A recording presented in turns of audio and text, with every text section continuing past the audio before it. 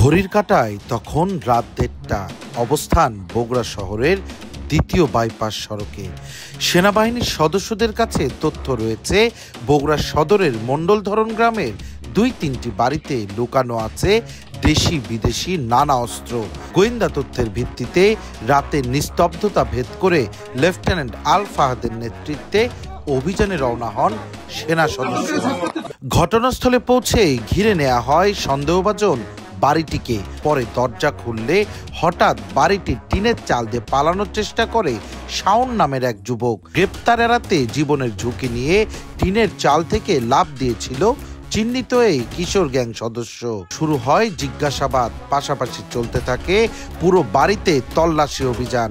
একই সাথে শাওনের এক সহযোগী আসিফের বাড়িতেও তল্লাশি শুরু করে সেনাবাহিনীর আরেকটি দল। শাওন ও আসিফের বাড়ির বিভিন্ন আসবাবপত্রে লুকিয়ে রাখা বার্মিজ চাকু, চাপাতি সহ প্রায় ২৬ থেকে ২৭টি দেশীয় অস্ত্র বেরিয়ে আসে। তবে অনেক চেষ্টার পরেও মেলেনি আগ্নেয়াস্ত্র।